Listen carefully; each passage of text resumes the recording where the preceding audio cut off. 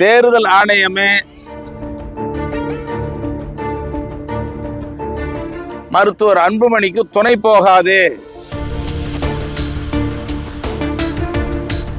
இப்ப தேர்தல் ஆணையம் கட்சி திருட்டும் பண்ணுது. மருத்துவர் ஐயா அவர்களுக்கு மிகப்பெரிய வெற்றி கிடைத்ததாக, பாட்டாளி மக்கள் கட்சிக்கு வெற்றி கிடைத்ததாக நாங்கள் பார்க்கிறோம். எங்கள் மருத்துவர் ஐயா அவர்கள் சார்பில் பாட்டாளி மக்கள் கட்சி டெல்லி வந்து ஜந்தர் மந்தர் பகுதியில் பாட்டாளி மக்கள் கட்சிக்கு நியாயம் வேண்டும், நீதி வேண்டும், தேர்தல் ஆணையமே ஜனநாயகத்தை படுகொலை செய்யாது, மருத்துவர் அன்புமணிக்கு துணை போகாது என்று போராட்டம் நடத்துவதற்காக இங்கே வந்திருக்கிறோம். புதுடெல்லி உயர்நீதிமன்றத்தில் வழக்கும் தொடர்ந்தோம். அந்த வழக்கு இன்று விசாரணைக்கு வந்தது. அதனாலதான் கொஞ்சம் நாங்கள் தாமதமாக வந்ததற்கு நீங்கள் பொறுத்து கொள்ள வேண்டும் என்று கேட்டுக்கொள்கிறேன். அந்த வழக்கில் டெல்லி உயர்நீதிமன்றம் என்ன சொல்லியிருக்குதுன்னு சொன்னா, மருத்துவர் அன்புமணி தலைவர் என்று சொல்லி போலியான ஆவணத்தை கொடுத்தது செல்லாது, ரத்து செய்யப்படுகிறது என்ற வெற்றியை மருத்துவர் ஐயா அவர்களுக்கு பாட்டாளி மக்கள் கட்சிக்கு கிடைத்திருக்கிறது. மிகப்பெரிய வெற்றி. தேர்தல் ஆணையமே அவங்க திரும்ப வாங்கிக்கிட்டாங்க, கொடுத்த உத்தரவை திரும்ப பெற்றார்கள். மருத்துவர் அன்புமணி 2022 இருந்து தேர்ந்தெடுக்கப்பட்டு 2025 வரையில் அவருடைய பதவி காணாம். ஆனா மருத்துவர் அன்புமணி 2023 தலைவராக தேர்ந்தெடுக்கப்பட்டதாக ஒரு போலி ஆவணத்தை கொடுத்து தேர்தல் ஆணையத்தை கையிலே போட்டுக்கொண்டு தேர்தல் ஆணைய துணையோடு 2026 வரைக்கும், அதாவது 2023 இருந்து 2026 வரைக்கும் பதவி இருக்குது, அவர் தான் தலைவர்னு சொல்லியிருந்தாங்க. அப்ப எங்க தரப்புல கொடுத்த ஆவணங்களை எல்லாம் பார்த்த நீதிமன்றம் இது செல்லாதுன்னு சொன்ன உடனே தேர்தல் ஆணையமும் மருத்துவர் அன்புமணி கொடுத்த ஆவணங்களை வைத்துக் கொண்டு அவர் தலைவர் என்று சொன்னோம், இப்பொழுது நாங்கள் திரும்ப பெற்றுக் கொள்கிறோம்னு சொல்லிட்டாங்க. அதுவே மிகப்பெரிய வெற்றி. அப்புறம் பாட்டாளி மக்கள் கட்சி தலைவர்னு அவர் சொல்ல முடியாது, மாம்பழ சின்னம்னு தேர்தல் ஆணையம் கடிதம் கொடுத்திருந்தது.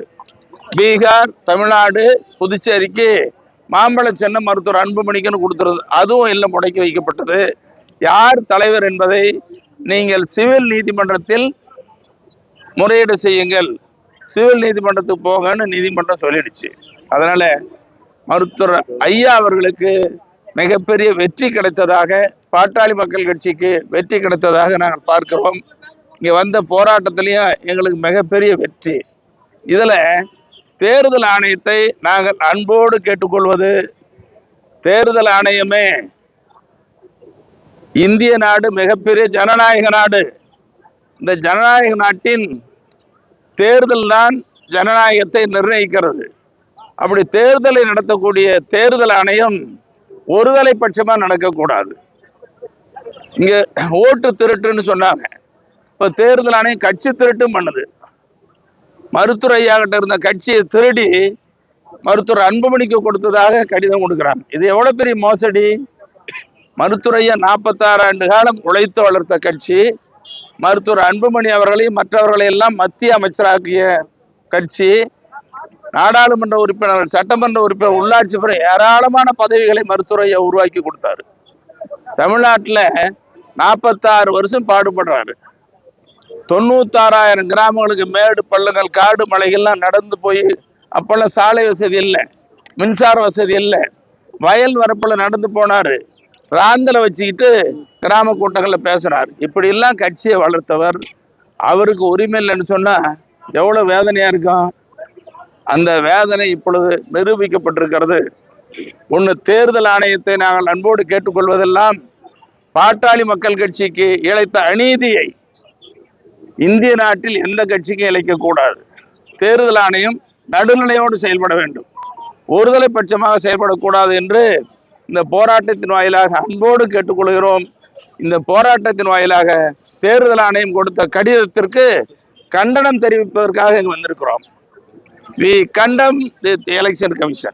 சார் இந்த தீர்ப்பு மூலியமா வந்துட்டு மாம்பழ சின்னம் வந்து முடக்க அப்படிங்கிற ஒரு இது போச்சு. இப்போ உங்களுக்குள்ள இருக்கக்கூடிய இந்த முரண்பாடுகள் நீடிச்சுன்னா 2026ல உங்களுக்கு மாம்பழ சின்னம் கிடைக்கிறதுக்கான வாய்ப்பு ரொம்ப குறைவா இருக்கு.